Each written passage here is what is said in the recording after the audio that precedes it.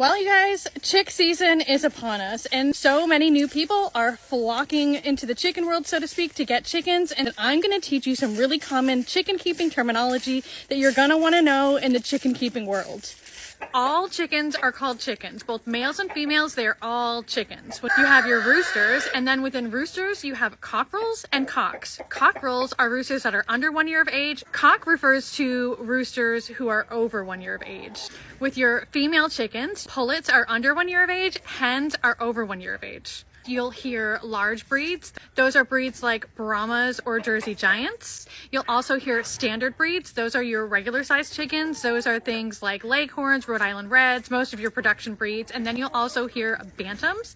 Bantams are your smaller breeds, things like Silkies, Bantam Calico Cochins. This guy is a Bantam Calico Cochin rooster. Straight run means that those chicks are not sexed, that you won't know whether those chicks are males or females until you see definitive signs in the aging process. Auto-sexing means that at hatch, the male and female chicks present differently. They look differently. It's one of those breeds, for example, are leg bars. Sex linked is like auto-sexing, and that at hatch, the male and female chicks present differently. So they look different at hatch, and you can tell the males from the females. The difference between auto-sexing and sex linked is that sex linked chickens are a hybrid of different breeds of chickens to get those sex linked characteristics in that first generation, but those genetics do not necessarily carry down to each generation after that first generation. You'll hear the term brooder, and brooder refers to the small space where you raise baby chicks. Usually a brooder is somewhere indoors, enclosed, in a safe, temperature secure environment. Usually there is a heat lamp, or even safer is a brooder plate in the lamp, and feed and water that we provide to our chicks in the absence of a mama hen to give those chicks a safe place to grow and develop until they're about 6 weeks of age. And generally at about 6 weeks of age, they're fully feathered and you can put them outside into their outdoor coop or whatever you choose to do. You'll also hear the terms chick crumbles, layer pellets, oyster shell, and grit. Chick crumbles just refers to the type of feed that we feed baby chicks. It's usually ground down, higher in protein, and includes the nutrients that chicks need as they're growing and developing into adolescent chickens. Layer pellets typically are about a 16% protein feed, and they give laying hens and chickens the nutrients that they need to support optimum health and egg production.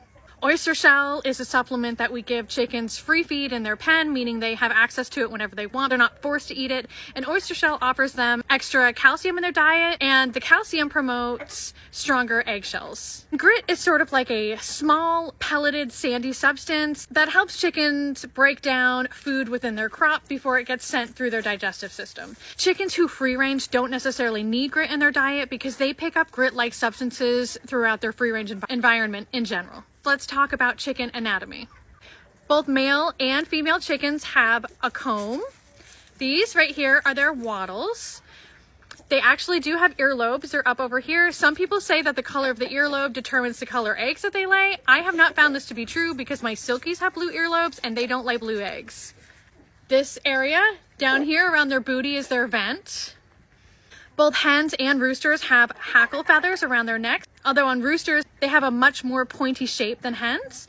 And in roosters, you will find these saddle feathers. Saddle feathers are particular to roosters, and it's one of the ways that you can tell hens and roosters apart. Hens' tail feathers tend to be much more rounded, whereas roosters' saddle feathers are sharp and pointy like this guy's right here. In both hens and roosters, you will find their crop right here in this area. You'll find at night that this area right here feels like kind of a hard beanbag type thing. And that is how they're digesting food. All their food goes through their crop and gets kind of broken down and then filtered through their digestive system. So first thing in the morning, you'll find that their crop tends to be empty. And in the evening, it's full, kind of like a beanbag. That's totally normal. If you are just getting started out with chickens, my absolute #1 suggestion to everybody is to build your chicken coop bigger than you intend it to be. Chicken math is a real thing.